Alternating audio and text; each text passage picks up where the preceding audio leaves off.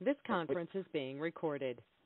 May have a different view than your own, then let's talk to one another.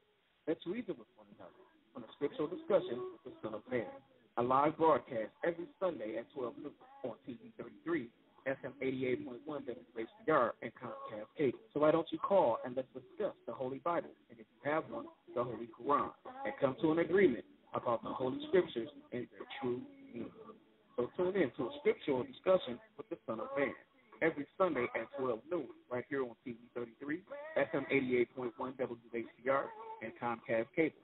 You can call in live on the air at area code 313-868-4336, 868-0342, and 868-0351. Of course, the area code is 313. That's 313-868-4336, 868-0342, and 868-0351. And now let's go live with the scriptural discussion with the Son of Man.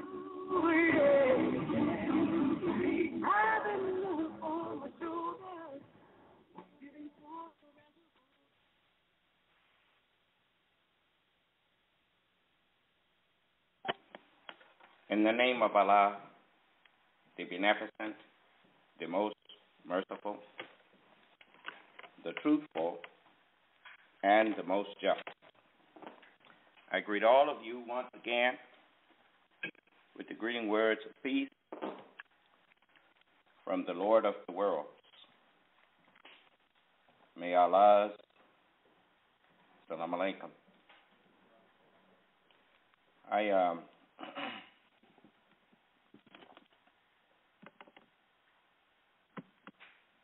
I want to say we have a guest today, and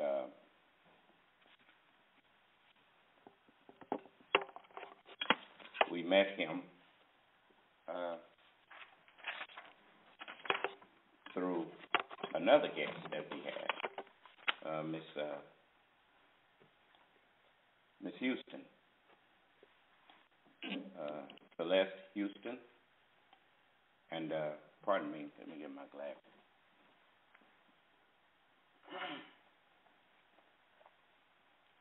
And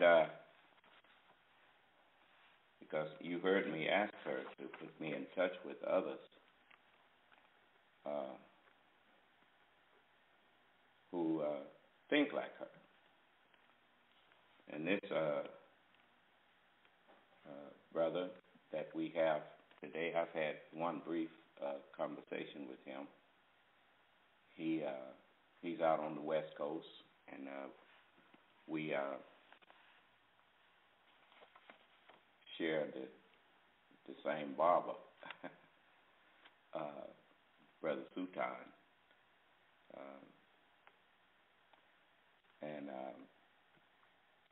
But anyway, I want to briefly introduce him, and then I'm going to allow him to reintroduce himself.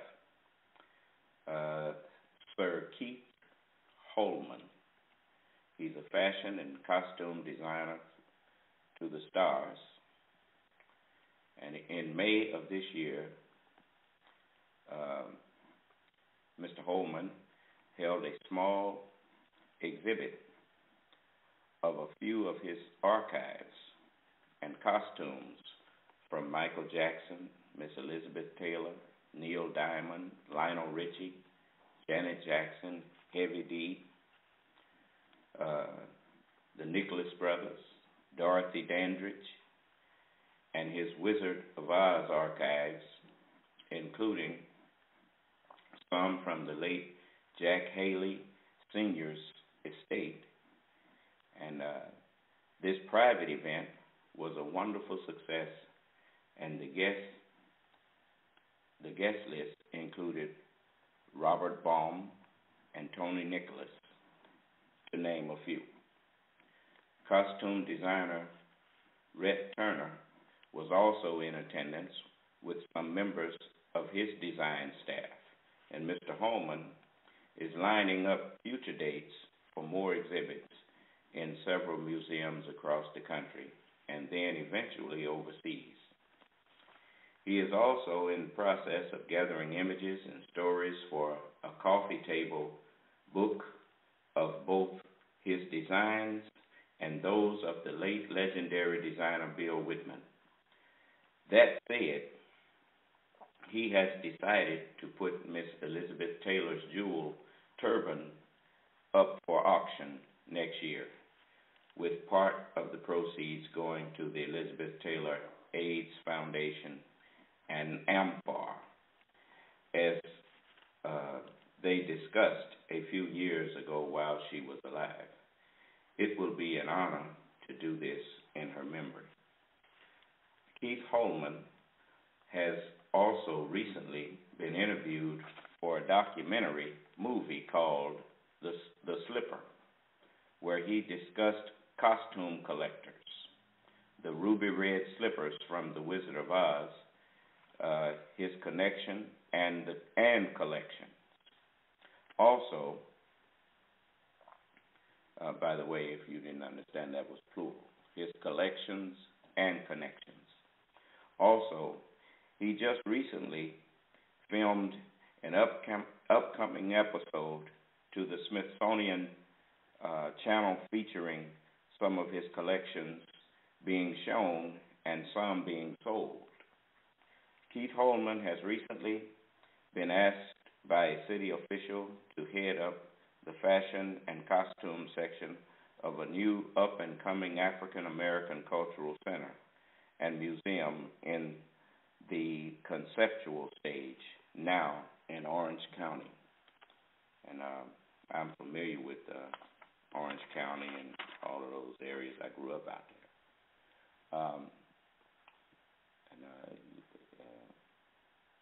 We want to welcome you, Mr.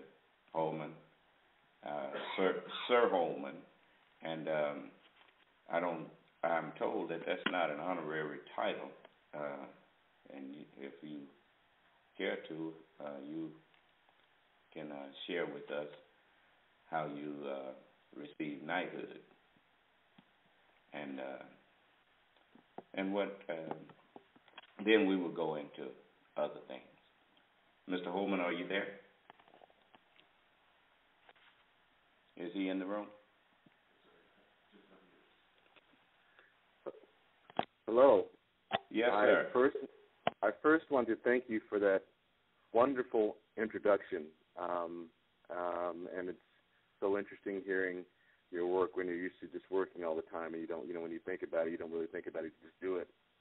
And I want to thank you for inviting me on your show and to talk a bit about my work and the things that I've done, because as a person growing up across the country as I did, and as we both have connections with our barber and with Mrs. Houston and with other people, and as it's kind of wonderful just going full circle. As you know, last night I had attended the Black Oscars, which was the Oscars from actors from Nigeria and 30 different countries, and some leaders from Angola, and all different people were at the event last night here in Los Angeles. And to be just part of that was quite amazing. So growing up in the Midwest and in Montana, I was a little guy, and I didn't really know my direction, where I was going. And so if you have anything if you're not a lawyer or a doctor or police officer, something which are amazing positions to hold, but if your ideas are a little different, your parents don't always know what to do with you. So they moved us to California, Northern California, and I went to design school. But they also told me to go to college for business law, international law, and I took courses in that, and I graduated from San Jose State University. And at the same time, I was working here in Los Angeles with a designer. Well, actually, he would not take me until I graduated, so I worked part-time, and it was during the Jackson's Victory Tour is when I started working with them in the beginning. Towards the ending of it. And I was fortunate to see this amazing Bill Whitton, who had worked with Earth, Wind, and Fire, who had worked with so many people, and I was able to work with Neil Diamond and Kenny Rogers and Lionel Richie dancing on the ceiling, and Michael, the Jackson family, which are just amazing, and Elizabeth Taylor, and so many people. I started out working with all them, so I saw how it should be done. But I also knew, coming at the school that I went to in Los Angeles after I graduated from Northern California, that we needed to give back to the community. And guys and our people of color weren't always offered the same opportunities because we didn't have them. And Bill Whitten would always give back to the community or pull people out of LA Trade Tech or Fashion Institute, and it was my obligation to do the same thing. There was no rhyme or reason to a lot of our work because we were coming up with ideas from scratch, like, well, this is Michael Jackson's gloves, his socks, the military jackets. You know, Michael was a brilliant man, and he had input in this also. But to see this, and you know, Bill Whitten, when we started, we would go to Africa, we'd go to these different countries. Oh, he would go and bring back fabrics, and we needed to not forget where we came from to understand where we were going. And so, therefore, we were able to create these amazing things in our workshops, which nobody else had really done before. You know, and at the same time, I worked with the designers who created the things for Nancy Reagan, the inaugural gown, so I was able to see both sides. And I was just blessed to be a small part of this. What I didn't realize was how important family unity was, and the support groups. And this is what I think we're lacking a little bit these days, because the family unit and your people behind you are the ones who also support you. And that's what I'm dedicating my time to now with my work as far as the museum in Orange County, which has never been done. But as you know, never have they had a African-American museum or cultural center in Orange County or Santa Ana. Although, you know, a lot of things, the Baptist church started it. You know what I mean? That's how Santa Ana was founded, or one of the reasons why it was founded. So there are, and I could have done it here in Los Angeles, but I chose to start there because of the challenge. And also, people want to know. And people like you and your listeners are are part of all this. Everybody should be able to understand our history and where we come from. So, I mean, that helps explain a little bit to you. I've been fortunate to have great mentors like Michael or Bill Whitten or Mrs. Houston, Celeste, and so many others that I've worked with who have been positive. Eddie Murphy, Kim Novak. There's so many people. So I'm blessed. Brother, I was just wondering, how old are you, brother? I have to think about that. I just turned 55. So you're a young man. Yes, I was very young when I started. I was 20. You know, to know so many of the people, you know, you mentioned Liz Taylor and all of them, and you did design for them. Yes. How old were you when you started? When I started, I graduated from college when I was about 20, 21. As a matter of fact, I was going from the Bay Area, San Jose, to Los Angeles. I worked a full-time job up there, and I would come down here and work when I wasn't working up there. So about 20, 21, 22, during the time of Thriller, I think it was. And I just was determined. I was going to college and had a line of clothes in Macy's department store and stores here in West L.A. and in Palm Springs at the same time. I didn't sleep. I just worked. I graduated from design school about a half a year early because I just wasn't doubling up on my classes and working at the beginning with Bill at the workshop that I worked at. Ironically, not only were we working with Bill's clothes, we worked with Bob Mackey's things and Rhett Turner, you know, from Sonny and Cher, Carol Burnett Show, Diana Ross, Luther Vandross. So all these things I was able to see from just working in the workshop. And I was sweeping the floors. I was taking the trash out. I was doing whatever they asked me to do. I did because I knew that knowledge was worth more than any kind of money I could make at that point because I needed to understand how things were done. So even if I didn't do it, I needed to be able to tell somebody how to do it. Yes, sir. You know, you just proved the point that I was telling our young people. One of the keys of success is that you hang around successful people. Yes. Just be there and keep your mouth shut. Your eyes open and your ears open. And if you humble yourself, and people will always help a child. There's very few people that will not lower their wing to a child. That's I have found that in life. While I'm thinking about it, Mr. Holman, I would like you to take this number down because I know someone that's going to want to meet you. He owns his own television station and everything, and they're getting ready to go into movie productions and that kind of thing. Okay. And the number is 313. 313. 868. 6612. Okay. And we're going to text you his private number. Okay, wonderful. And his name is R.J. Watkins. Okay. And you may already know him, I don't know. But I know if I had not met him, he's so down to earth to be in such a position as he's in. Like you. I mean, I wouldn't have never thought I would be meeting, Miss Celeste Houston and meeting you through her, and come to find out you and I had the same barber. That was really something, wasn't it?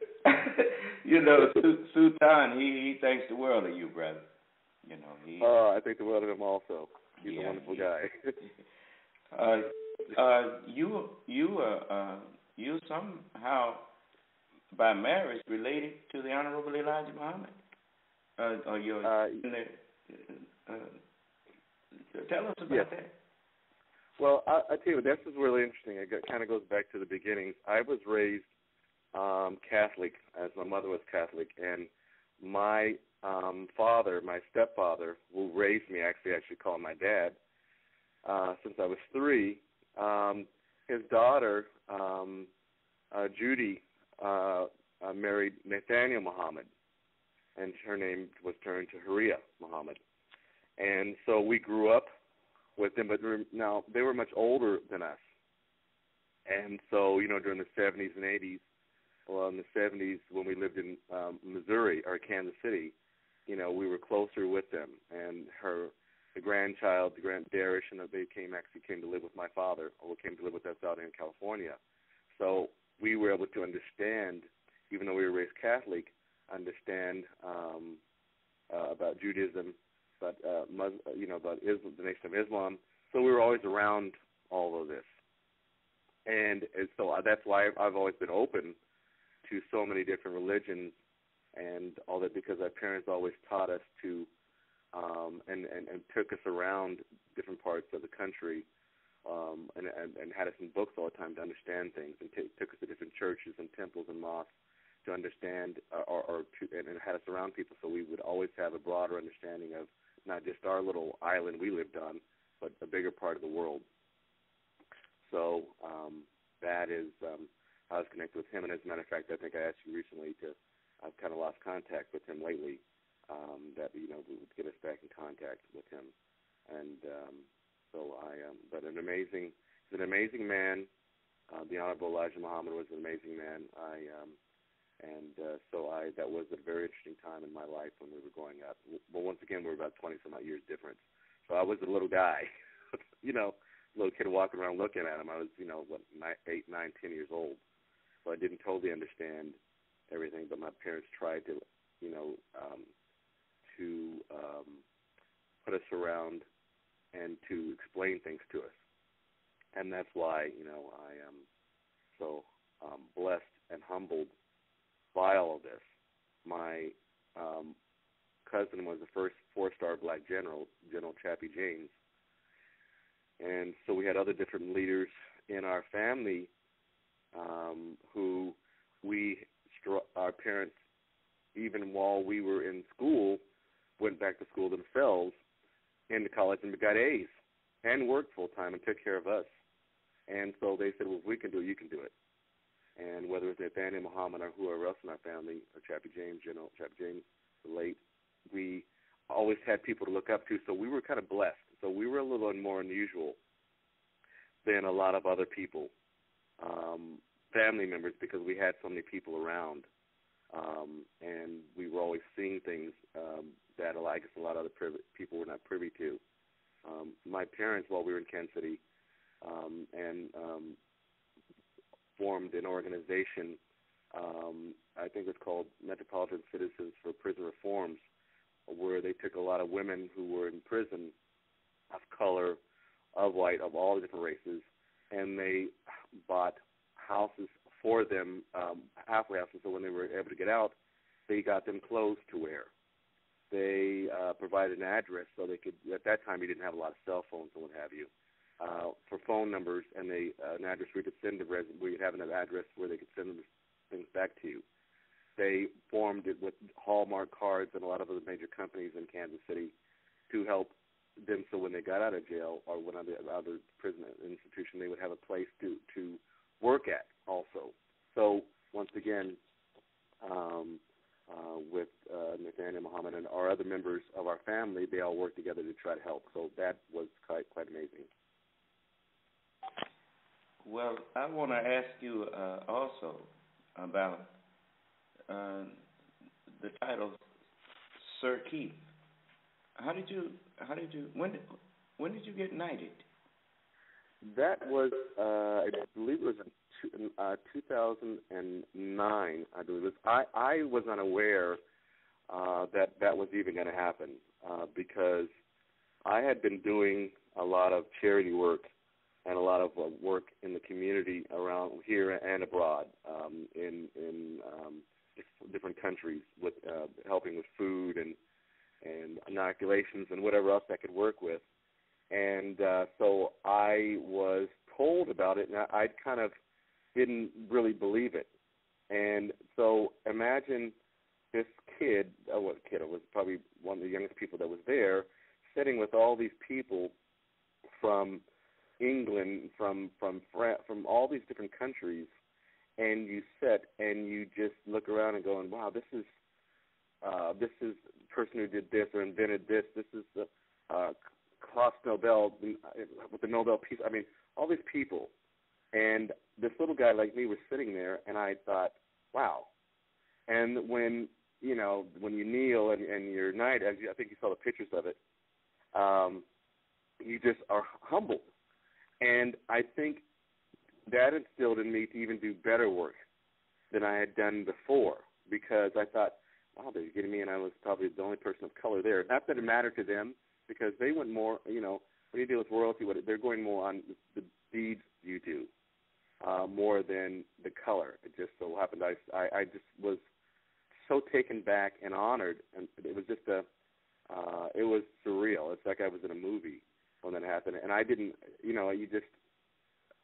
that was one of the most amazing things, and that my parents were alive to hear about it was quite, I just go back, it just makes me think about that. It's just quite amazing. And so I've always tried, like I said, from that point, and being around so many brilliant people, and Lord Dugan, or and listening to them, and learning from their knowledge. And, the thing is, a lot of those people, what they do is they go around the world building hospitals, and they go around building schools. I mean, people just think it's, you just get knighted and that's it. No, they do things around the world to help. It's not just, just that, wearing a garb, what have you, or getting medals. You earn everything you get. And that was, like I said, just takes me back. And I work with the Sam Simon Foundation here in Los Angeles also, and they give out 40 tons of food a month here in Los Angeles, of groceries, 40 tons. And he paid for it out of his pocket. He passed away, as you know, earlier this year. So I'm always trying to do things around here and around the world. Whatever I can do, whatever small amount that I can do, I do. What was his name again, Mr. Holman? Yes. His name was Sam Simon. He was the co-creator of the Simpsons TV show. And also he was a writer on anger management, and he took his personal fortune and did deeds and did things around the world before he passed away earlier. He was 58, I believe. He died of cancer. So he was very young. And his desire was to take, I believe, and I think they're listening, the foundation is listening on the phone also, but was to give away as much money of his hundreds of millions of dollars as he could to help organizations around the world and people and of animals. So he, he was quite an amazing man. And just to buy trucks, to buy facilities, and take your personal money never without fail, 4 times a month in the city of Los Angeles, and then we work with the city of Los Angeles also to give it out. And I've even tried to raise money for him, and he would not take one dime. Of course, he had hundreds of millions, but never did he take a dime from anybody. He always gave, and that's quite amazing.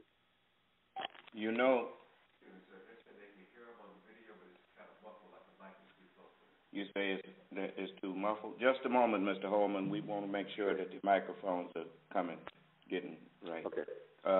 Would you help us with the test? Say something. Yes. Hello? What about that? How was that? It's coming through fine? Well, some of the people, they saying that it found it a little muffled. Maybe I had the mic too close to the... How's that, brother? Okay. Mr. Holman, be patient with us. Sure. The one thing that I have found, and I would like to share this with many of those who interview people. Let your guest speak. Let the person that you brought on for the people to hear. Let them do most of the talking. It is. You'll be surprised what people will share with you if you let them talk.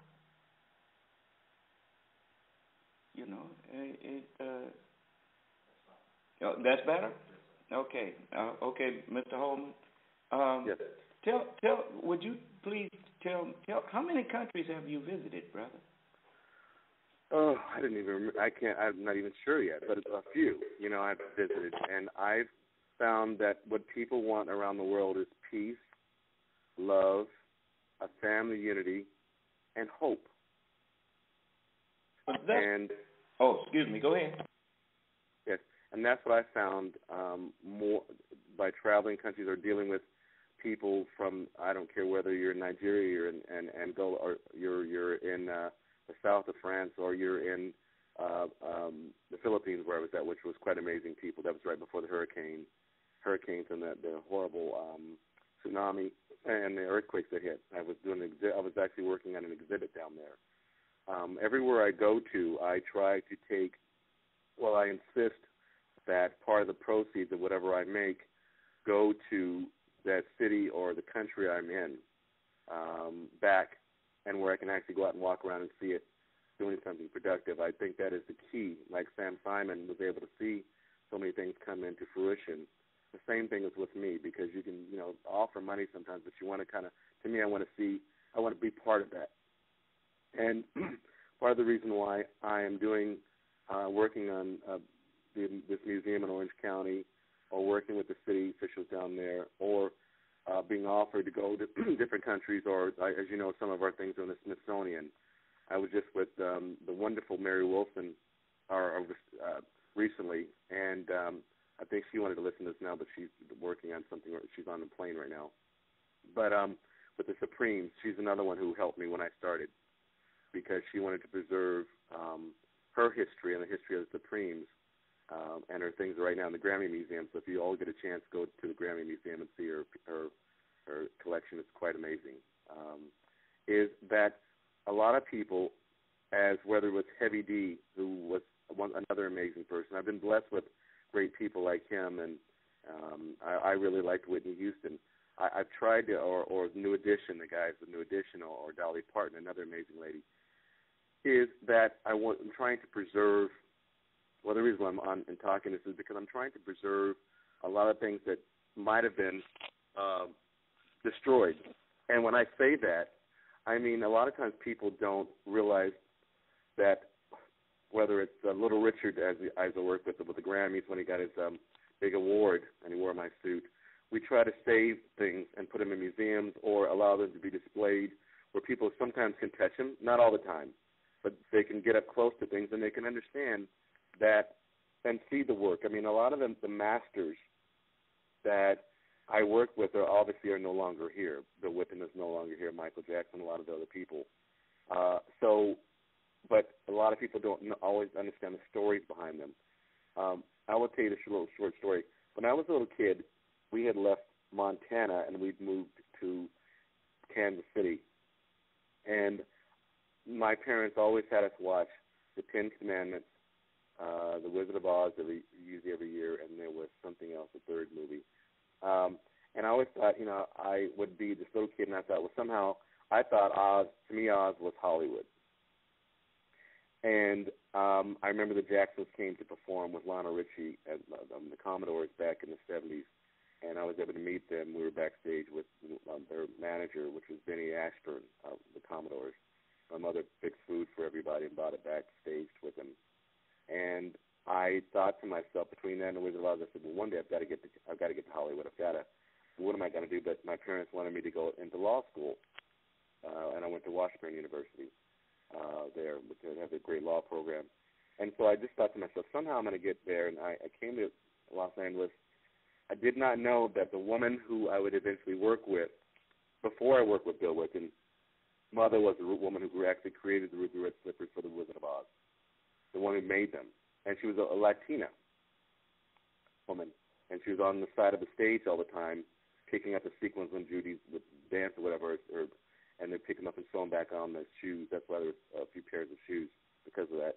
And I didn't know when I started working with them, and they were making Michael's gloves and socks, that would be the mother of the mother that would have created that stuff, and the daughter I work with Michael's things, the Patti LaBelle or the people, all the different people we work with. The original dresses with Diana Ross would come out and the tassels would come loose, and she would throw them out to the audience because the first one broke, I think, and it flew into the audience. People went crazy over it. So I never dreamed, I dreamed as a kid I was going to do it. I just couldn't figure out how to do it. That's what I should say. I knew I needed to get to L.A., but I couldn't figure, when they moved to the Bay Area, my parents instead of Los Angeles, I was disappointed, so that's why I went back and forth. And I think now that I look back upon it, it all happened for a reason because we didn't need to be here. We needed to be in the Bay Area where my brothers, sisters, and family were.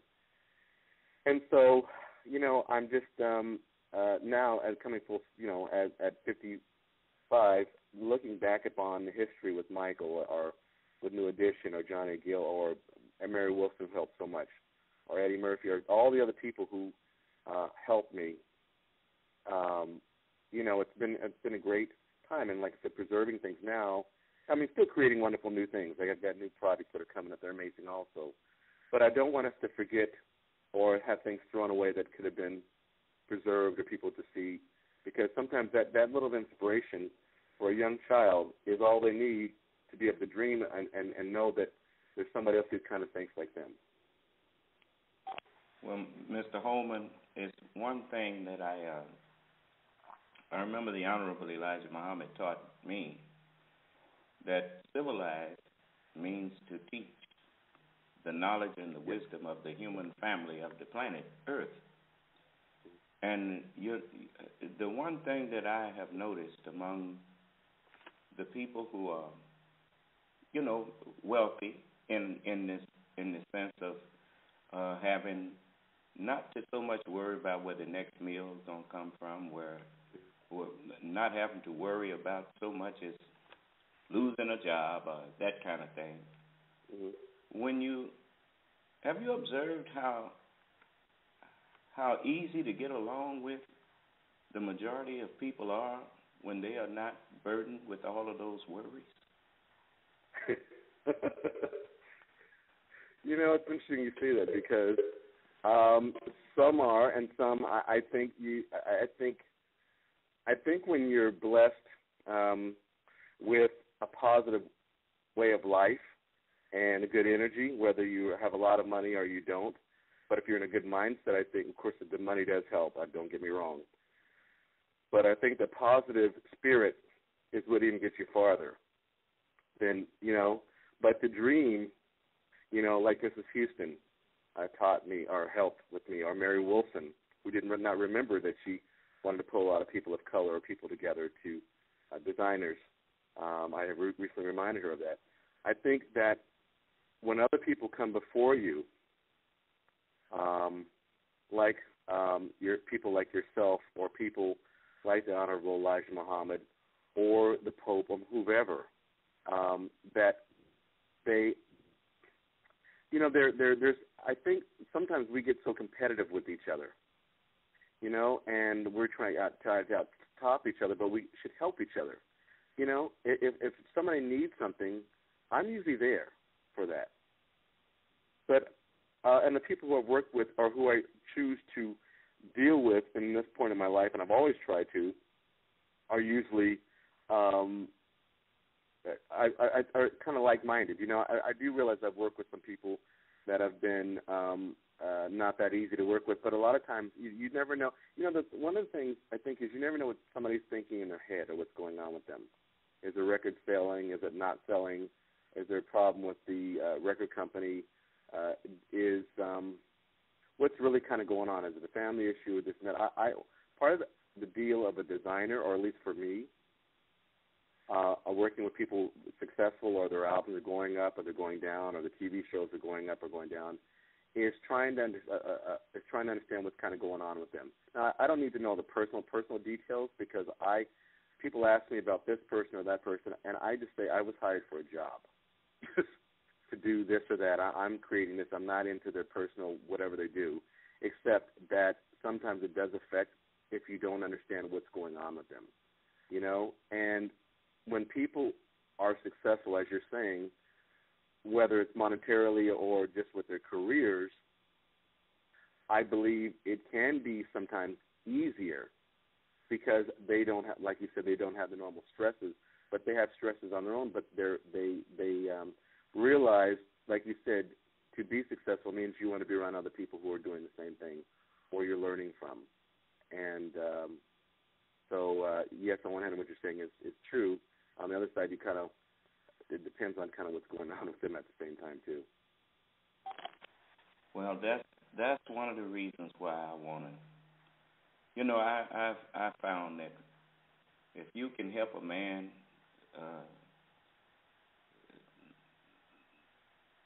get past his necessities, the need or the worry over his necessities, then it would go a long way towards bringing peace on earth.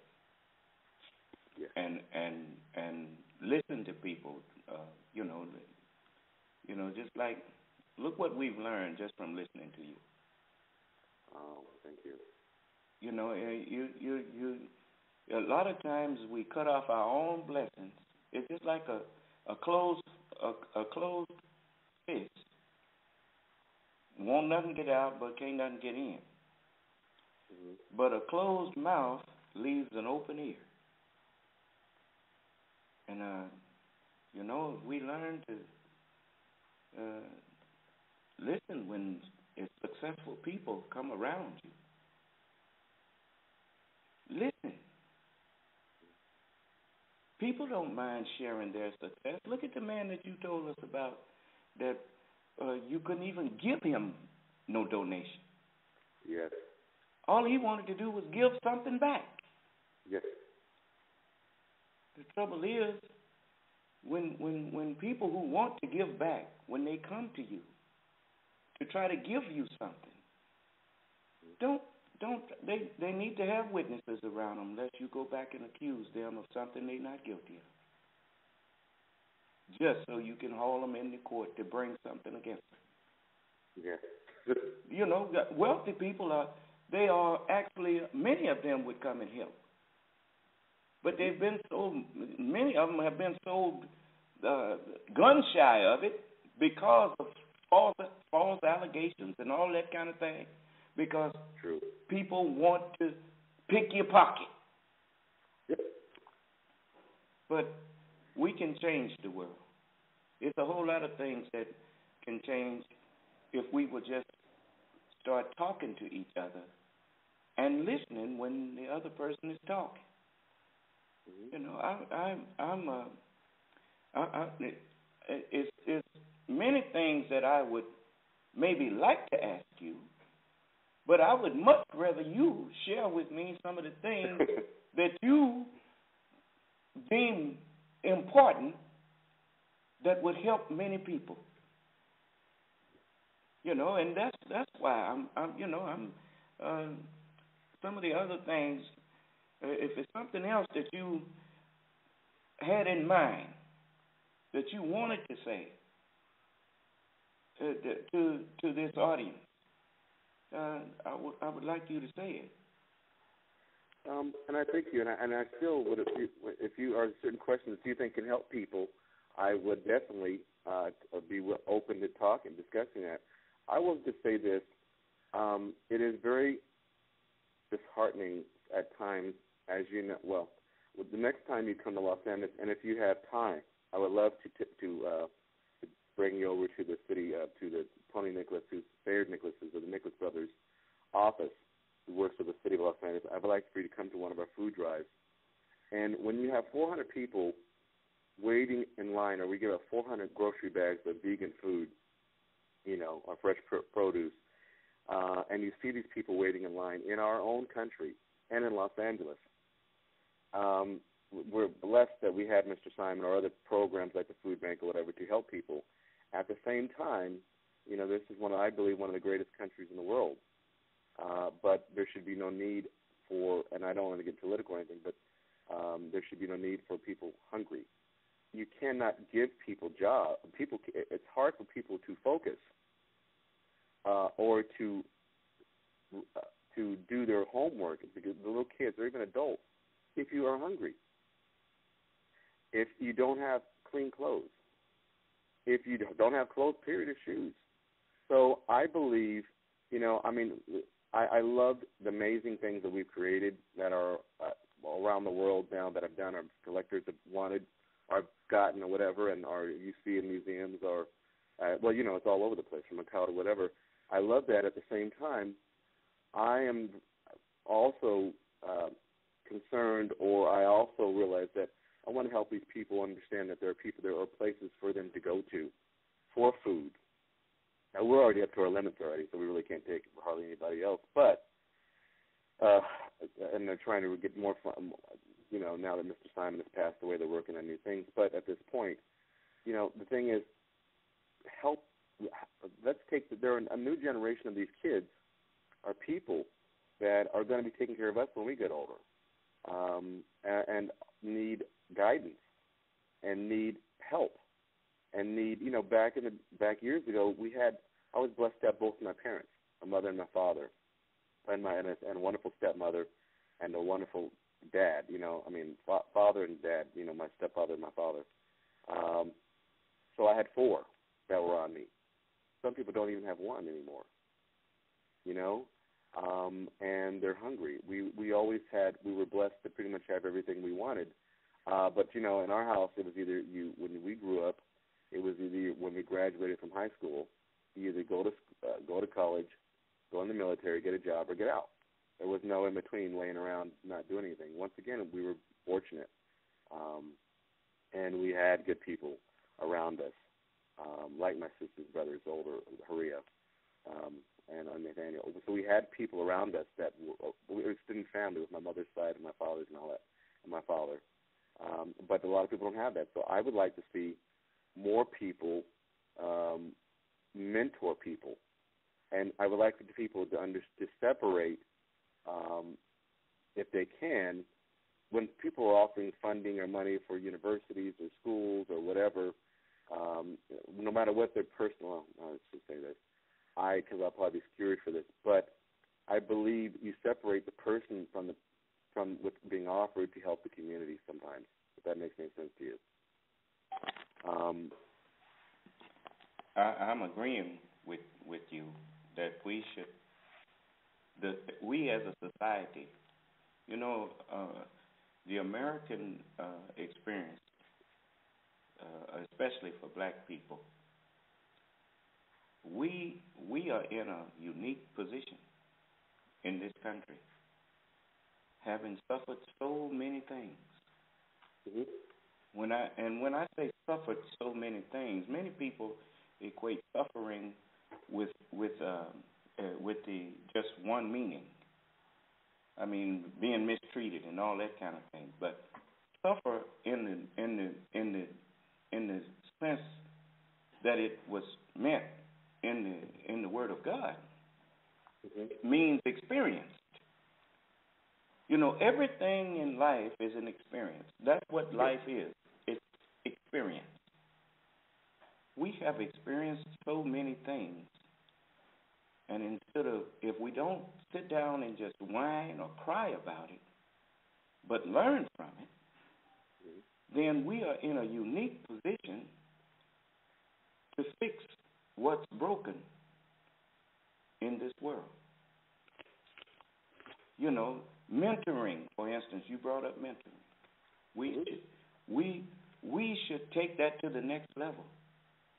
Society as a whole should consider every individual their responsibility to make sure that that individual, that we set up a system whereby every individual can reach their fullest potential. Now, that's what we're supposed to be going for. The ideal thing is that the society becomes the mentor. Even when you take a man out of society and put him in jail, if you're going to abolish slavery, abolish slavery. If you put that man to work in jail, show him that you as a society are actually trying to rehabilitate him. You want to help him and pay him a salary. Pay him a salary for the work he does. You may not give it to him while he's in there, but let him know it's in an account for you. When you get out of here, you'll have your pay. It will be waiting on you. And this endears the society to the man. What that says that, yes, they took me out of society and took me into their custody, and instead of mistreating me, they helped me to see that I was wrong for whatever it was I did. Then when he comes out, he got some startup capital. You can even, there's so many things we can do for each other. I'm not going to browbeat you with that. I'm saying that with so many things from having been mistreated, that we can speak with authority on mistreatment. Yes. And if we suffered it, then we should know better than to mistreat anyone. Mm-hmm. And I'm just, just like the disrespect we have shown to our own people. We talk about other people, Caucasian people disrespecting us, but we disrespect us too. And that needs to stop.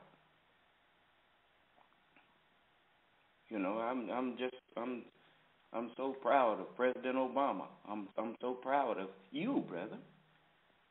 A young man that has, you've worked sweeping floors. I've swept floors. I did maintenance when I was 13 years old, buying my own school clothes. I was in Vietnam on my 19th birthday. So I understand the black history, and what you were trying to do with over there, putting up that museum of African culture, African American culture museum. I want you to keep us abreast and come back and talk to us about what you need from the community as a whole. Oh, thank you so much. Because, and I'm not saying that to dismiss you either. I'm saying that while it's in my mind to tell you that, look, we want to help. I want to help do anything that will change our mindset from a beggar and from a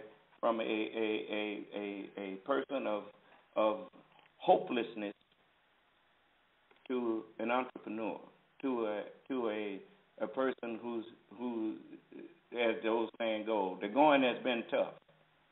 But because the going has been so tough on us, if we survived it, we had to get tough. Now the tough can get going. That's what right. we need to do. We've toughed it out. Now 400 years of slavery is up. It's God's word that said we would be into that. His word also said we would come out with great substance. Substance is not just money. Substance is understanding. And listening to you talk about life and the people you have met and the places you have been, I want you to send us some slides, or if you have a film of it, when they knighted you. I want to put that on there. I want to put that on there and show our people. You know, if God gave Caucasian people, there it is. Do you have some slides of it, or just the one image? I think I just have just the one image that I think I can shoot. I mean, it was a video. Yes, but yes, we're looking at it now. Oh, well, great. Yes, sir.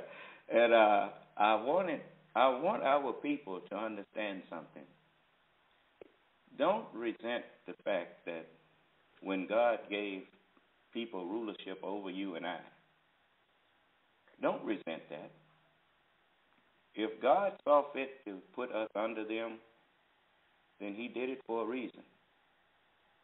How you going to, you notice you go and apply for a job, and they ask you the first thing, how much experience do you have? Okay. Well, if he intends for us to come out with substance and come out able to rule, then we need to be up under a ruler and learn some things. We need to learn what it's like to be up under somebody, and especially if someone mistreats you that has authority over you. It's just like those officers who mistreat our people, like that video you've been seeing that's done went viral over the news about this young man got tackled by an undercover police officer, and he was black. And you have never seen people done like that. That was, at least you hadn't, that was Caucasian. You never see any of that now. But if you understand the injustice and how bad that looks, then the lesson was taught. That was what that was for. That was the lesson. And if you think that looks ugly when other people do it, then if and when you get in authority, how about showing people the right way to do it instead of copying the way of those who you condemned? And this is what this is about. You know, there was a time, brother, when I'd have stood up here and might have thought of a successful young black man like yourself or whatnot as some Uncle Tom or all of this kind of foolishness, instead of recognizing that in order for you to survive in a world that everything is against you, there are some concessions you had to make. I understand that. But at the same time, that does not mean that you have forgotten where you come from and who you are and all of that. You couldn't forget that if you wanted to, because everywhere we go in this world, we are reminded that, hey, you only get as far as we let you go. Well, okay. When, I didn't say if, now, I'm saying when Allah gives you and I the kingdom. Remember how it felt to be mistreated by someone that felt free to do so simply because they had it in their power. They had you at a disadvantage. And whenever you have people at a disadvantage, you treat them like you would like to be treated. You remember when you was at a disadvantage. You treat people like you wanted to be treated. And this world will begin to change. And it will be a change for the better, and it will be a permanent change. Because you take away dissatisfaction, and you take away war. You take away man's inhumanity to man when you take away man's dissatisfaction. And whenever you have one dissatisfied person in your society, then that dissatisfaction will spread if you don't think that the individual's rights mean anything. You talk to that man and find out what it is that he's dissatisfied with. And you do all that you can to make sure that whatever problems he has is fixed. That's the duty of government. That's the duty of a ruler. Just as much as if your little toe hurts, the head immediately looks down there and goes and rub it, and the other members uses the hands to rub the toe.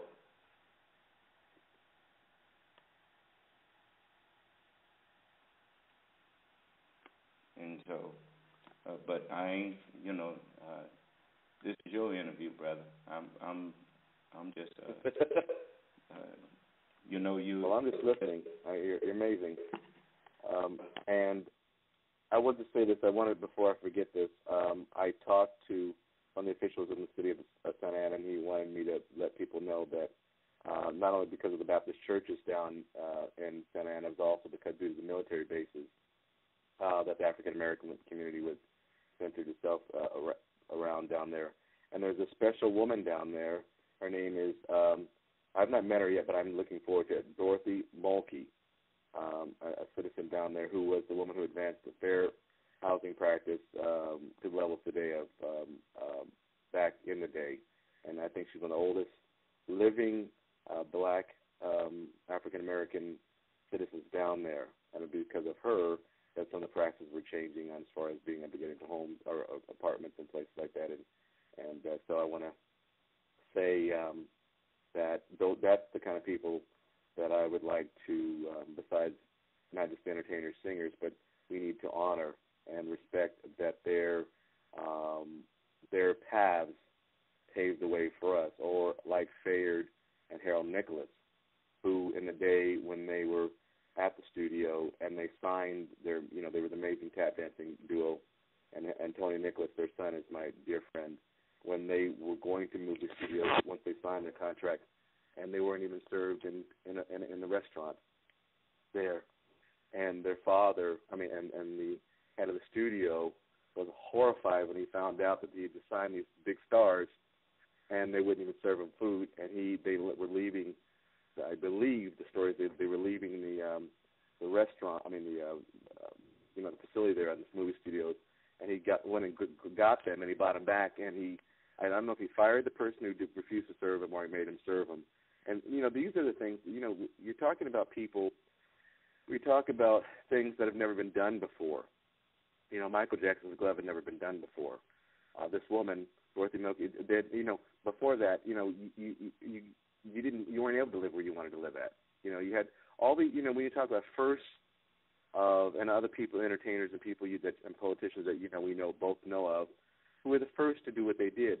And every time you are the first to do what you do, or you are a little different, people are always going to say what they want to say about you. And I say that because you have to have a tough skin, especially Los Angeles is not for the meek of heart.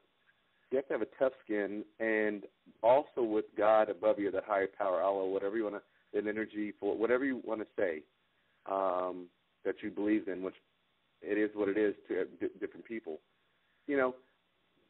Standing being the first person to do something. I don't have to do work on this project in Orange County. I could, I could have just done something here in L.A. or Detroit, Chicago, whatever, and I would still love to do things in those in their cities or whatever. But it's a challenge because of what it's known for to me, and of other people who want to understand more. We have lost so much of our past, and I say that, and even in not just blacks, but of all races in America, because we changed so much, and we don't want to honor our grandparents or our great grandparents or whatever. We just want to see or a lot of us don't. Some do, some don't. But to me, yes, you're going to get criticism. Yes, you're going to be called this and that. Jesus Christ was called that. People leaders around the world were called this or that, or murdered or stabbed or shot or whatever, or arrested, because they stood up for their beliefs and what they knew was right for them, or what the energy had sent them, a higher power, for them to do. So I think a few years ago, had people asked me to do this, I probably would not have done it, because I knew the challenges would be so great. But at this point in my life, I'm ready to take on this and to do what I can. And having beautiful people in my life like Mary Wilson or Mrs. Houston, Celeste Houston, or even my mother or my late father, whatever, or you. When I say whatever, I just mean my dad, my father. People like that are the people who I'm blessed. I think if I didn't have so much behind me or so many people, that I don't know if I could have been where I'm at when I say that. And because I'm not going to say I did it all myself. That energy and that positivity, and some of the people I'm around already. We already connected, with even entertainment-wise, and we don't even have to go there, but you know what I mean. So therefore, that is a blessing. And if I have to endure this or that, or people say this or that, it's okay, because you know what? You will never, ever, ever. Some people are going to like you. Some people are not. They're going to be jealous of you. They're not going to be jealous of you. They're going to support you, or they're not. I don't care what race or what color, what religion you are. I believe that we're all created on this earth for a purpose, and it's up to us to either to take it to the fullest and to find that opportunity, to do this or that, or not. And so with what you're doing, people might not understand you or what you're doing, but you're doing it because it's your faith and what you believe in, and you've been blessed to have wonderful people around you also. And that's what separates a lot of people from others, in that they have the opportunity and they take it. I was with an actress one day, and she said to me, and I didn't kind of get it at the point, but now I do. She said, when a door opens, walk through it, because you don't know if that door is going to open for you again in the future, or it might be locked.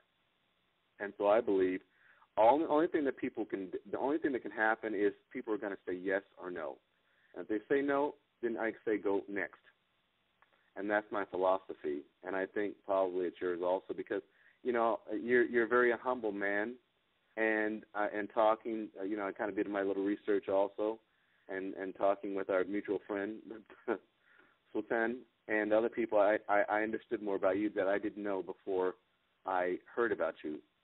And when I heard the stories and the things that you've done in the community here and where you live at and all that, I was very taken back by your struggles and the things you and your family have went through, and the things that you've done also. I don't have to mention them on air right now, but and I'm humbled that you even took the time to talk to me. So I'm an equally in awe of you also. Well, brother, I'm gonna tell you something. I've learned in the experiences that I've had is that I don't care what we think we know, Almighty God Allah knows best. And when he said, as you would that men do to you, do ye also unto them, that sounds so simple, but it applies to life in general. And so, yes. You took the time to talk to me, and I'm humbled. This is, I thank you for that, brother. Miss Houston took the time to talk to me. Mr. Cosby, he took the time to talk to me and didn't know, none of you all knew anything about me. And right. and so regardless to our station in life or what we think our station is, we should never forget that if one of us is royalty, remember this. If any human being is royal, then all human beings are royal because we all came from one. That's not me making that up and saying something that just sounds good to me. That's something I've read in the Word of God. It says that God made all nations of men from one blood. Then we are the human family on this planet. And people talking about looking up to Jesus or looking up to Moses or looking up to them. Those was our brothers and sisters. Brothers. You are of the blood of Jesus. And so, we should, as the book said, how can you say you love God whom you haven't seen and you hate your brother that you walk with every day?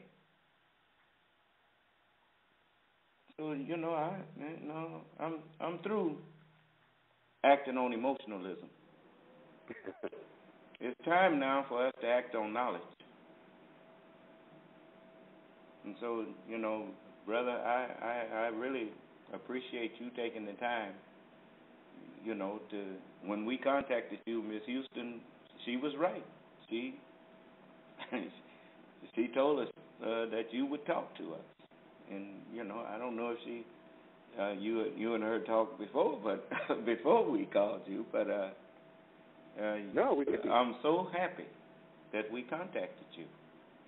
And I've met a lot of the stars of Motown that I grew up listening to and that helped to shape my way of thinking through their music.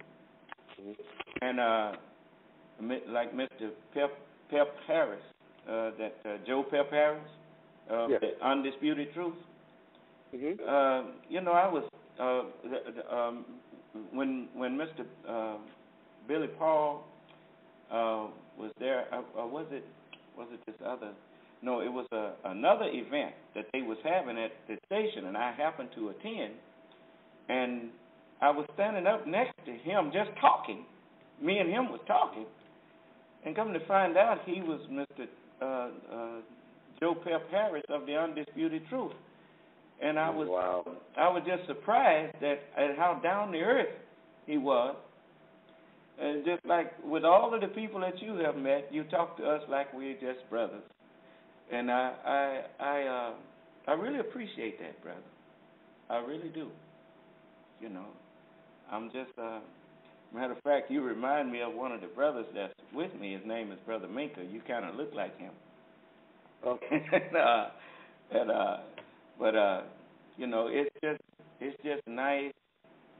If we ever going to sincerely be brothers and sisters, and if we ever going to be able to work together, we got to first be able to talk with each other without trying to, with some ulterior motive. Just talk with each other. Don't try to pick each other's pocket. Just talk to each other.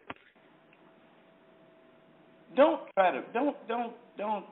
I'm saying this to all of us. When you meet a brother or sister that's a star or that's a well-known personality, just meet them. Don't start scheming on how you can get something out of them. Don't do that. Just meet them. The best thing you can get out of any human being is friendship and brotherhood. You don't have to try to pick a friend's pocket. But just like me, I don't ask people to give me nothing. And unless I'm trying to do something for them, then I'll ask them to help me to do something. Give me something to help me do something for you. But I work. I believe in working. We work for what we get, not beg for what we get. Give me a little help here, Mr. Holman. No, I'm listening. As you know, last night I was at this award show, and I invited you, and I knew that you could not come. And I sat there yesterday. I'm usually pretty private about stuff because I'm like you. I like to sit back and listen because there are some people who they learn more about you by listening to what you're saying. They ask you how you're doing, and you go into everything going on. They pretty much know everything about you. And when listening to you, you just think. And I listened to the news. I was with Ambassador April Sutton yesterday. She was a journalist. She was the first journalist, I think, hired for BET, and she is now an ambassador, Goodwill ambassador with oh my gosh, she's going to kill me for this. Not kill me, but a country in Africa, and I have to think right now. And her tireless effort to help people inspires me. Dr. Cheryl Lee was an amazing doctor, also worked with Michael Jackson. Is a good friend of mine, and she helps me sometimes with family, and amazing. Having great people around is the key. And once again, sometimes we're so bamboozled by the media that's created, and people don't realize sometimes you can't even get in the newspaper unless you're paying somebody to get in the newspaper, or not newspaper, but some magazines are on the internet, some of these sites, And I hope that people just take the time out to get to know each other a little better and have a little more respect. Now, I realize respect is earned a lot of times, but I've been through. I didn't send you I think I sent you a bio, but I did not send you my entertainment bio. I've worked with I don't know how many hundreds of entertainers or actors or whomever, and I've done. I can't even tell you how many videos, TV shows, award shows, whatever. So I've seen people come and go. I've seen people that are alive still or who died tragically or whatever. I've seen so many different things because I've worked with so many people that I just would like for people to get the chance to know each other and help each other and just show a little more respect. Now, I realize we're in a difficult time right now, challenging times. We're getting older now. Our parents are older. We're having issues now to deal with our aging parents, our kids that can't focus more than 5 seconds away from their telephones. They're communicating with each other across from texting each other now. But I think if you get to know each other, take a little time away from electronics and actually listen and form your own judgment instead of just what you see and hear, because things are created by the media. A lot of times to push an album, to push a new product, to push their ideas of what they want you to think things are about. I think that you'll find you'll be a little more open. I never totally 100% believe everything I see or read. I want to know the bottom line. That's why I appreciate your show, because you took the time to interview somebody recently, and you showed both sides, different sides of it, and you didn't have to do that. And that showed that whether you believed this person or what this allegation was or that or whatever, that you were also open to show that you were not one-sided, that you were open to different sides. Because a lot of people, I'm privy to a lot of different things, and I believe you take to your grave. When I say that, I mean things that are told you in confidence, you keep to yourself. And I obviously don't mean, anything dangerous or whatever, but, there are certain things you don't sell yourself out for money. You don't just do this just because, now I realize you need a new refrigerator or things, but don't sell your brother out or your sister out because of that. But I think that by you showing both sides of things, I think that's, for me, that's quite amazing also. Because you want to understand the nature of the beast, you have to understand where it comes from, how it was created, and the history. Well, and that's what I see you doing. Well, I'm not a person that, it's just like if I tell you that I'm this or I'm that. I told you I'm a Muslim. And the Holy Quran and the Holy Bible are the books that I consider as the authorities for my life. Mm-hmm. And the Holy Quran says this: if an unrighteous person brings you news, look carefully into it, lest you harm a people or person and later be sorry for what you did. Now, when none of us knows, but we all have heard the Bible say this: there is none righteous, no, not one, and that includes me. Okay, well then, if I bring you some news, then before running with it, you should make sure that it's the truth. And if I'm only bringing you one side, then that automatically should make you suspect that there's something wrong. If I'm supposed to be bringing you something about he said or she said, well then, he said or she said this, and then before I go run with that and start parakeeting it, I have to ask her a few questions, or I have to ask him a few questions. Well, did you, especially the accuser? Yes.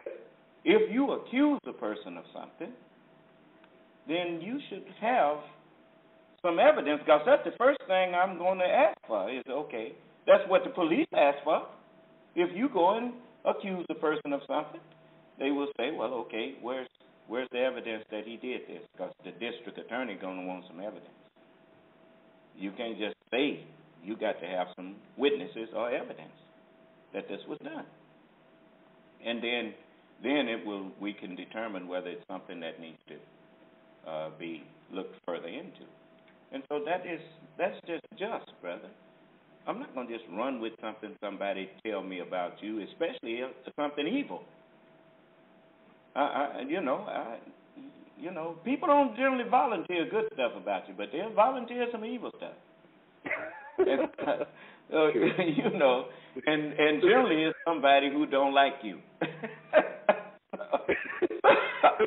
So, I always ask the person, okay, having children and having raised children, I know that my children, they will say, so-and-so did so-and-so to me. My first question is, well, what did you do that made them do that? And when they say nothing, I say, so they just walked up to you and did this to you and you didn't do nothing. Okay. And they say, go get them and bring them over here. Pretty soon they stopped telling me stuff. They said, Daddy, no, Daddy. But anyway, I believe in giving people justice. If a person accuse you, Mr. Holman, to me, I'm not going to just run with that. I don't have to know you personally. I'm not going to just go to parakeeting something just because somebody told it to me. I just can't do that. I know better. Well, that's what makes you you. I was just, I forget, April Sutton was a Goodwill ambassador with Kenya just before, because I think she's listening right now, so she didn't call me up. You can't believe you don't remember it.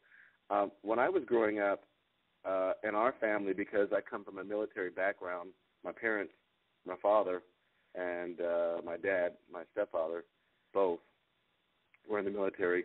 We had a thing called when we did something wrong or something happened. My parents traveled a lot, and they were. We also had people at the house that helped take care of us. But we had a thing. So if my parents weren't there, or they were working, or they're traveling, or our nanny or whomever was at the house were taking care of us. If we did something wrong, we had a thing called court. And that's when our whole family, after something happened, an incident happened with one of my brothers and sisters or whatever, family members, my parents would take us up into the big room. And they would sit down and get all the facts and evidence That sounds probably crazy to you, but this is what we did, or what happened, and the facts and evidence before they whittled any kind of punishment down to us or what have you, because they wanted to know what was going on. So my brothers and sisters, there's equal amount of brothers and sisters in my family, so there was you couldn't just take sides. They pretty much were very fair about stuff. So and they would ask us what we thought our punishment would be versus what they thought it should be. And so, coming from because my parents were also, my mother was from a legal background, and my uncles were, one of them was a judge, that, we just always had to maintain a certain, there was no just, well, you could falsely accuse somebody, but basically you'd be worse off on you in doing that. So we always, since I was a kid, had to think about stuff. I chose to, or whatever I did, and we'd have evidence and facts first. So, and in growing up and coming into the entertainment industry, I was very careful about assuming stuff, because the bottom line is people can say they're worth $1 billion, but if you owe $2 billion, what are you really worth? You can say you're the greatest entertainer in the world, the greatest this or that. Well, that's more than financial stuff, but you could say certain things, but, there's issues that come behind that. My good friend, Lil Silas, the late Lil Silas, who owned Silas Records and was part of the movement in the 80s and 90s with Boyz II Men, New Edition, Gladys and all that, would always tell me, don't believe the hype, don't believe the hype, don't believe the hype. And not believing the hype and looking for people have their ulterior motives for stuff, whether they need money. Do you know how many people, one of the first things I learned from somebody I was dating at the time who was very wealthy, told me we were their family also was in the entertainment business also, and she would say, you can always tell where the checks are coming from, whether it's National Enquirer or whatever. There's ways of finding out stuff. And, I guess I'm digressing when I say this, but, we're just inundated with so much information now, and you'd want to try to find out before you react to stuff, because I personally believe negative words and people talking down to you and making you feel like are attempting to make you feel, not making you feel, but attempting to, if you allow it. Those words are just like hitting somebody. So I'm careful a lot of times when I'm saying certain things. I may lose it when I not always be there. Stick to these words that I try to, because abuse is abuse is abuse. And you're right. I want you to understand something also. I don't like to abuse myself or my people or anyone. Mm-hmm. It's just like you consented to come in here, and I'm not going to embroil you into something that I'm fighting in. No, sir, I'm not going to do that. Yeah. That's not your. It's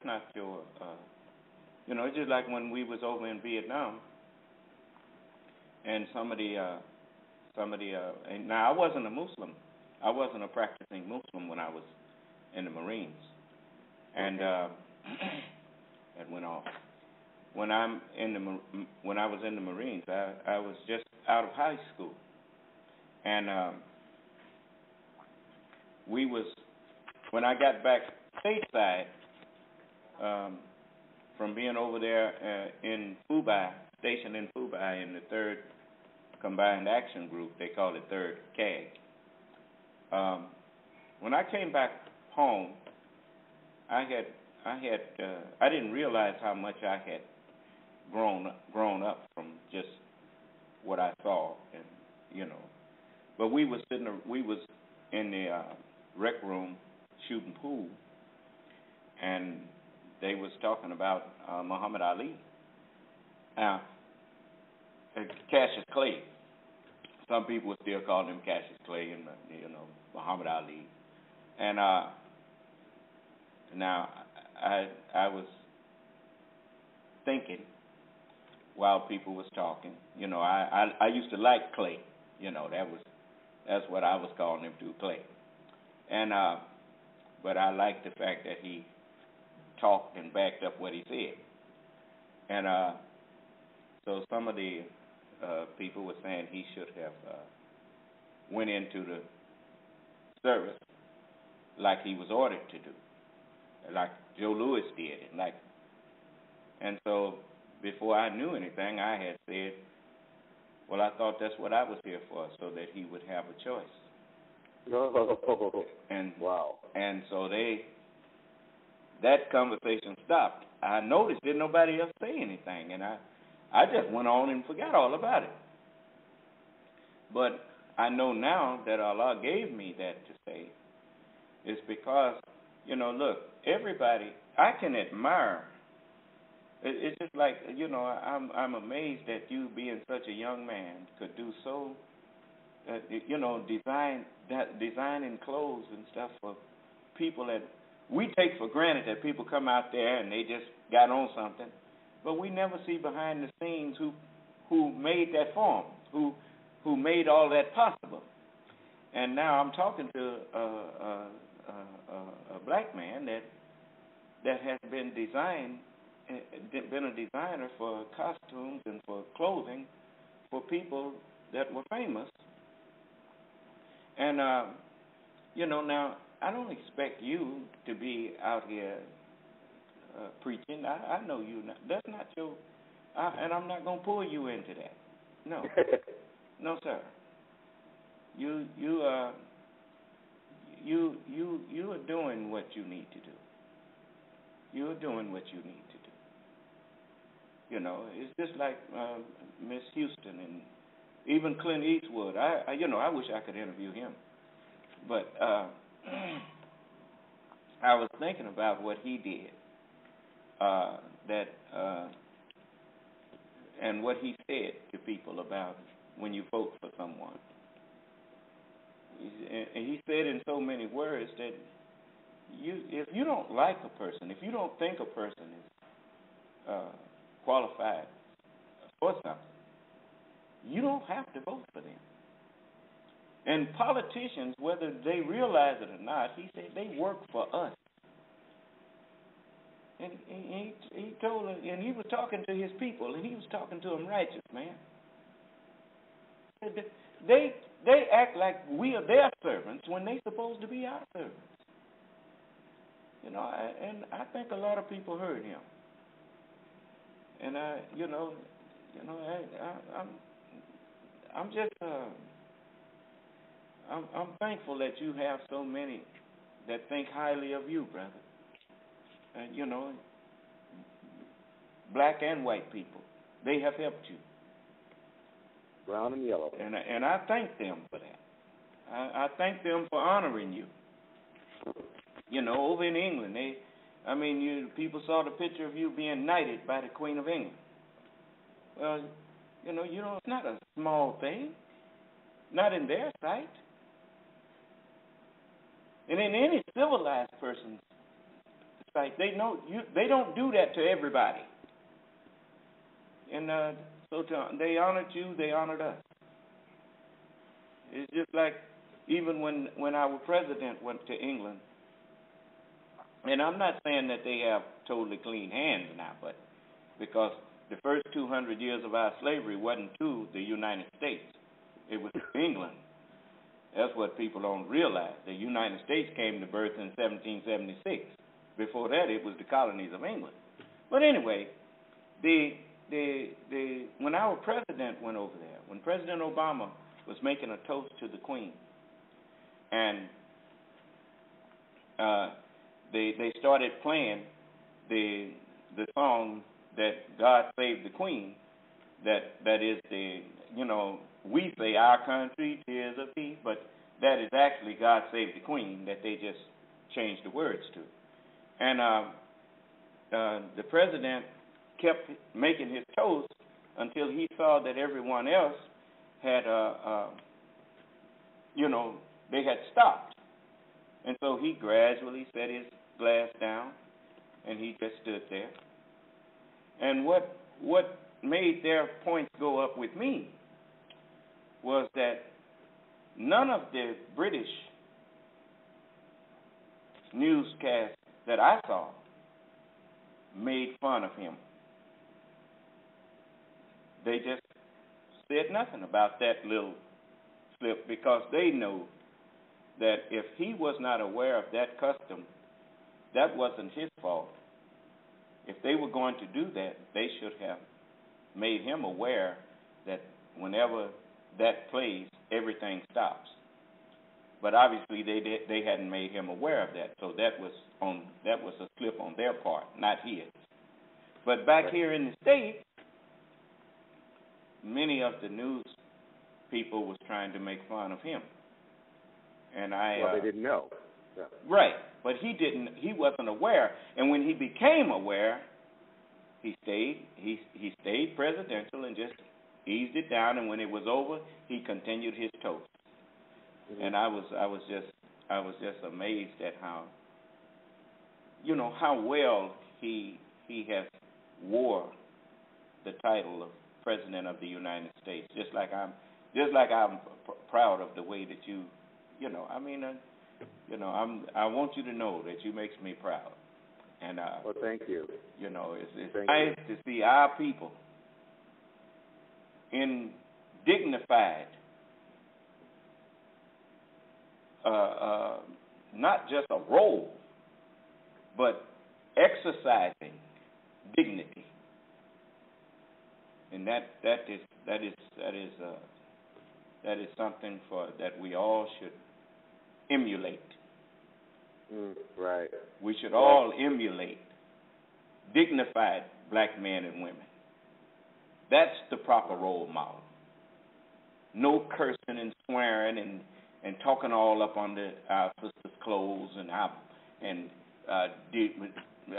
degrading one another, but encouraging one another into the doing of good and admonishing one another to abstain from the evil.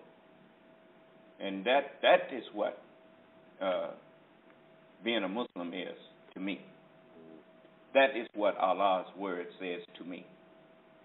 It's like those brothers over there in Syria and in the Middle East. Oh, it's terrible. Yes. You can't, on the one hand, say that you are a Muslim and you carry a religion of peace, and then you got Muslims fleeing from you because you're trying to take their life. No. It's time to throw the guns down, and it's time to pick up the word of God and walk with that.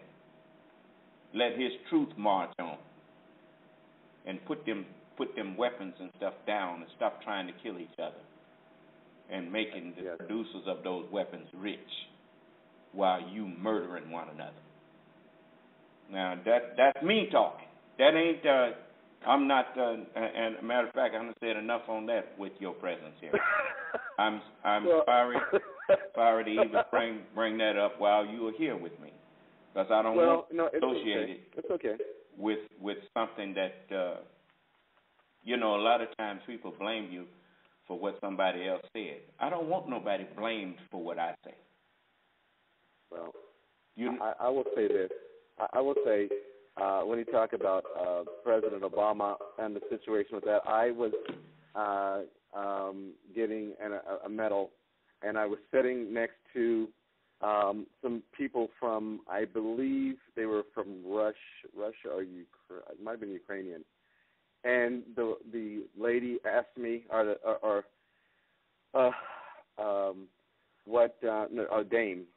dame asked me, did I understand what they were saying? And I said, no. I just sat there. I just kind of followed what everybody else was doing. You know what I mean? Because I do understand his situation, because their protocol in Europe is different from ours, and their ways, every country has their way, and I say this even in the design aspect, every country has their way of doing things. When you're in the Philippines, there's a certain protocol, and there is a certain way of doing things. When you're in Africa, I'm sure different parts are different. When you're in Russia, or you're in Ukraine, or you're in Mexico, because as you know, we're down there. Well, we used to go down there quite a bit, not lately, but it's different. Some places you have to understand. The thing I think that we are lacking in our country or around the world is, well, I mean, more in the world, more here, I think, is to understand the cultures and how to, as the designer, as whether it's clothes or, as you know, I've done certain restaurants. I worked on hotels from here to Las Vegas or some of the hottest places here in Los Angeles on that other website I had, where I did the interior and exterior design work. And I worked on building fountains that were Buddhist. And I did not realize that some part of it had water coming out of the top of the Buddha's head, and it just appalled people. To me, it was artistic. I mean, it had already been done before, and it was something that a client wanted, so I didn't make it. Actually, a client wanted it, and I was provided for house, but the other people were horrified, who were Buddhists, that somebody would even disrespect Buddha like that. So, or importing things in from different countries, as I've done in the past. So everybody has their own kind of, you have to understand the culture of Japan, how long they take to do certain things, or China, or of Africa, or South Africa, Nigeria.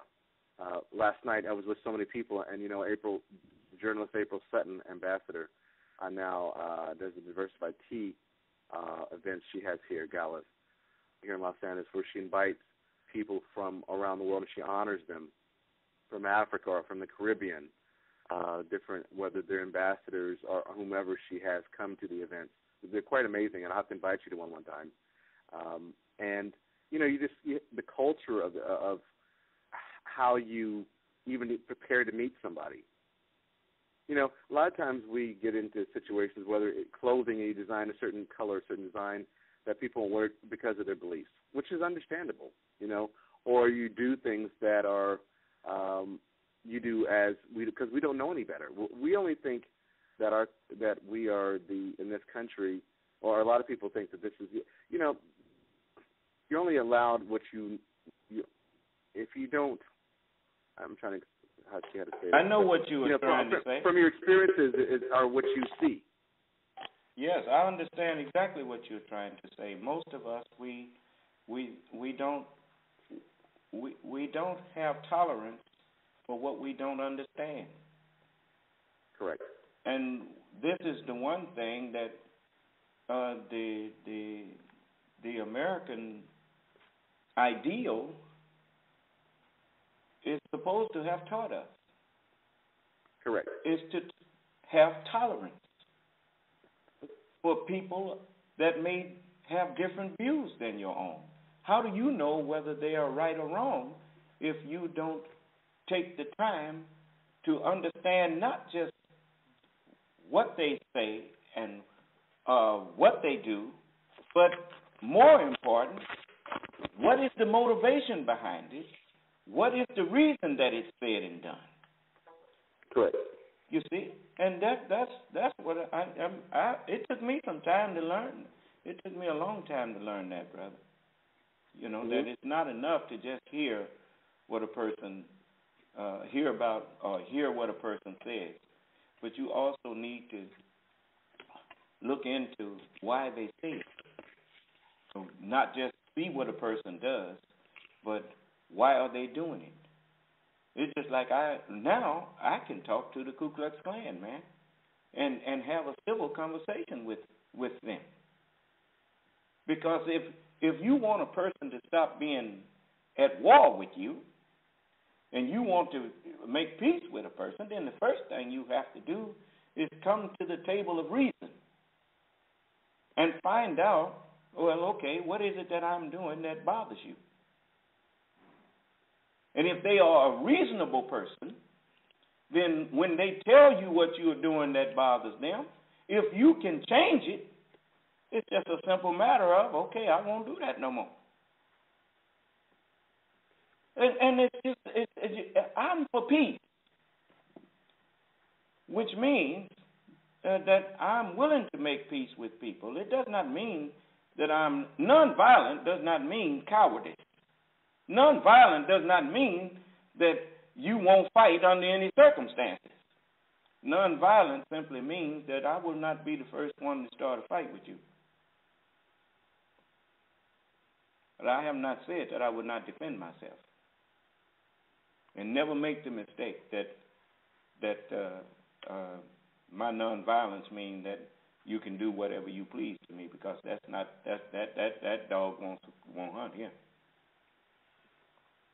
So a man that is not, I like what President Roosevelt said, that speak softly but carry a big stick. Meaning, we will be cordial with you and whatnot, but if you attack us, we can defend ourselves. And we will. And so that, but going around the earth, the first step to making peace is to get understanding of each other's ways. When you go and visit people, don't try to force your way in another man's house. Learn his ways. And if you can't tolerate his ways, don't visit his house. Because a man's home is his castle.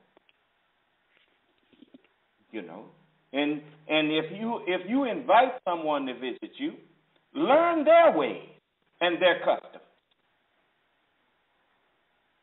And that way, you may tell them, now look, I know that you're used to doing things this way, but in our country, certain things are not allowed. And you get that understood before they get there. Because if you let them in without making them aware that there's certain things that that you can't tolerate in your country, and if you didn't make them aware of that and you invited them there, then when you invited them, you invited their ways there, and you have to tolerate it. Or you tell them, look, we'll have to postpone this meeting, and I will compensate you for your time or whatever. I will send you back, and we need to talk further before you visit us. That beats disrespecting people when they come to your home. Yes. You see. So these are things that, I've learned in the way of being. That's what civilized means. It means to learn each other's ways. Teach each other the knowledge and the wisdom of the whole human family of the planet Earth, so that wherever you go, your visit will be welcome instead of a source of discord. Because they got an old saying, one man's trash is another man's treasure. Well, one man's idea of civilization is another man's idea of savagery. When you can tell who's a savage and who's civilized, not by how people treat their friends, but how they treat their enemies, or those who they deem to be enemies. You see, I never wanted to be said and it be true. Now, you can't stop people from accusing you of something that you're not guilty of, but you can sure stop it from being true. You see. So,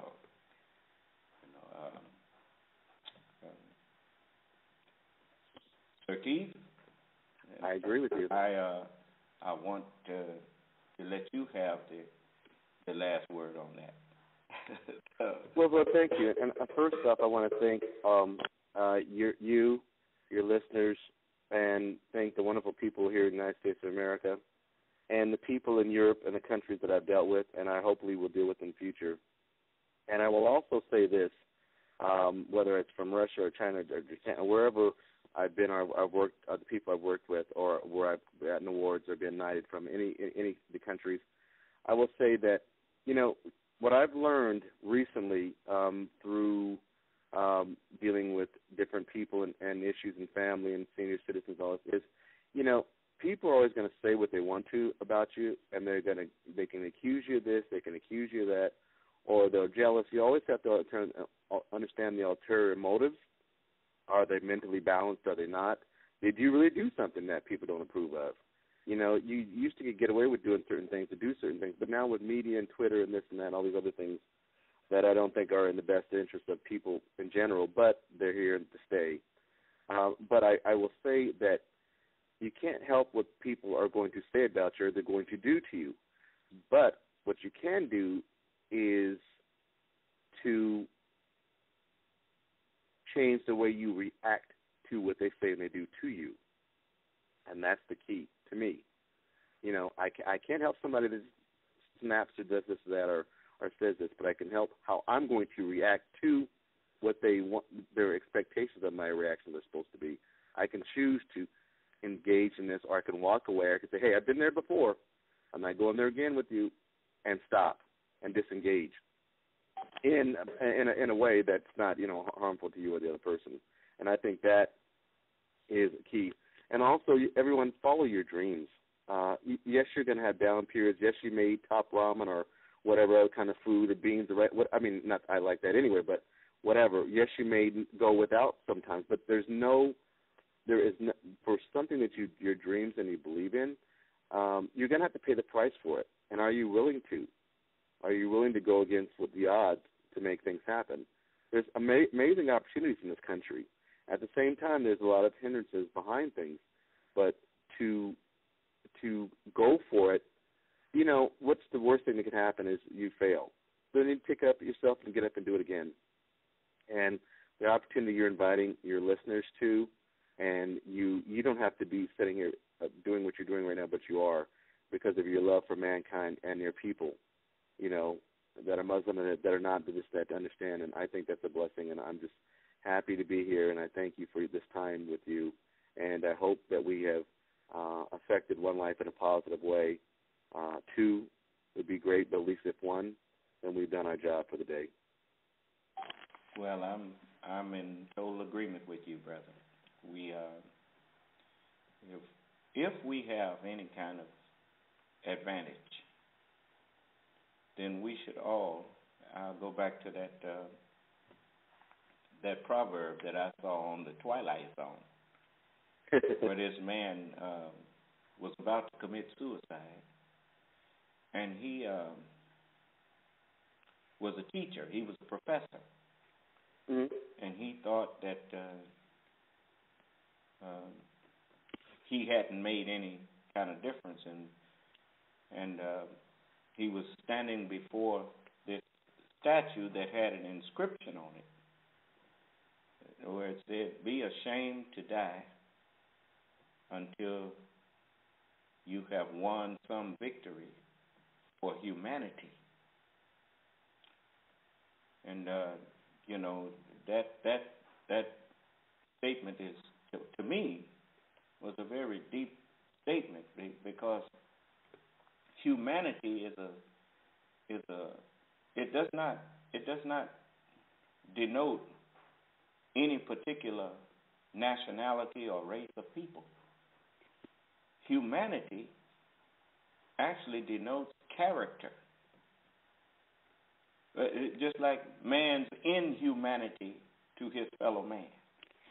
So humanity is decency. And when you look at what, for instance, Adolf Hitler, what he was doing to people who looked like him, he was murdering white people. That is to show you that racism is just another way of hiding the real problem, which is the character of inhumaneness to your fellow man, period. And it's just disguising itself under a disguise. It's a disguise that disguises itself. One mask hiding up under another. But the real problem is the inhumaneness of one human being to another. And until we are able to effect some permanent and positive change in that, we ought to all be ashamed to die. After having been born into a world that's sick and left it in that same condition, not any better. And so that is, and so he, at the end of it, he saw in his classroom before he was before he committed suicide, they showed the spirits of some of his students. Some had went on to win the Medal of Honor. Some had went on to invent great things, and they made him realize that his life had not been in vain, and he had gained some victory for humanity. That's what the struggle is all about. It's about, are we going to allow ourselves, the thinking ones, to exist on the level of thinking animals, or are we going to actually live up to our full potential, which is to not be an animal, but to actually man this planet? An animal cannot take charge of anything because he cannot take charge of himself. But man, in his right state, man is the actual temple of God, and you don't have to look any further than man to find God when man is in his right state. Just like you have a house. And if people keep looking at that house long enough, they're going to see you. God's temple is these bodies that we have here. You keep looking long enough, you'll see God. So, we are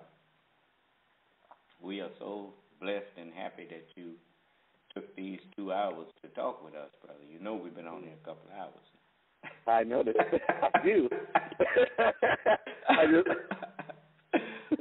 I did, but it's wonderful, and thank you.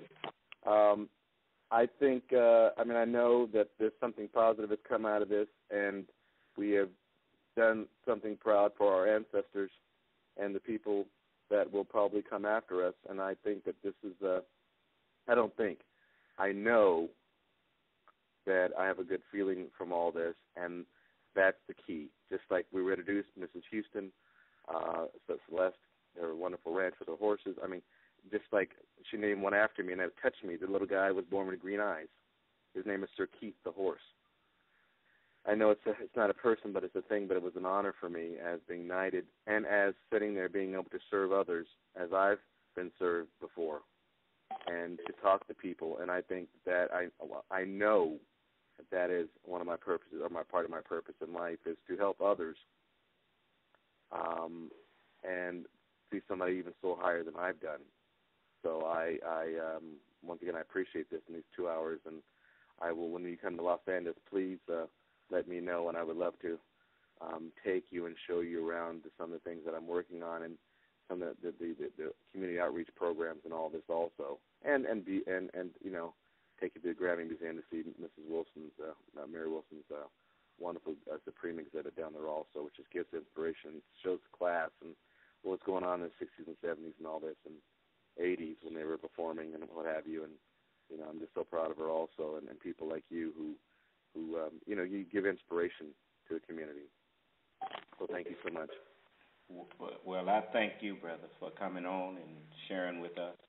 And I would like you to, I hope that I can get you to come back and at some point and share with us, and let the people who are listening that we want to get to know you. And I also hope that you and the owner of that station will, since they're getting ready to start making movies, I know they're going to need designers for clothing. And I'm going to encourage him to call you. And, for you certainly got the credentials for it. Oh, thank you. Thanks. So, yeah, I want to see that happen, and I just thank you, brother, for coming on. I thank Miss Houston, if she's listening. Miss Houston, thank you for introducing us to Mr. Holman. And Mr. Holman, if you know, well, I know you do. So, anyone that you know that we could invite on to interview, I wish you would give them Brother Jamar's number and ask them to give us a call and let us know when they would be available. And I don't, black or white, it makes no difference. I know it doesn't with you. Okay. I understand you. I think I've been blessed with a little insight in you already, and your humbleness. So yes, I would definitely. I'm already thinking of people already that have done wonderful things in the community here and abroad. So I definitely would do that. Thank you. And I have a surprise that I'll be sharing with you once it comes to fruition. And because this is not the last time I want to talk with you, and some things we're working on here. Once we get them off the ground, I want to share them with you. And right now, we'll just leave it there. Okay. Thank you. And thank you again for blessing us with your presence, brother. Well, thank you too, and to your audience, and have a wonderful, wonderful week, and few weeks, months come. Thank you. So, all right. And may Allah bless you. Thank you. You and your family. God bless you and too. Keep you safe. Thank you. Okay. Have a wonderful day. Bye. Bye-bye. Bye-bye.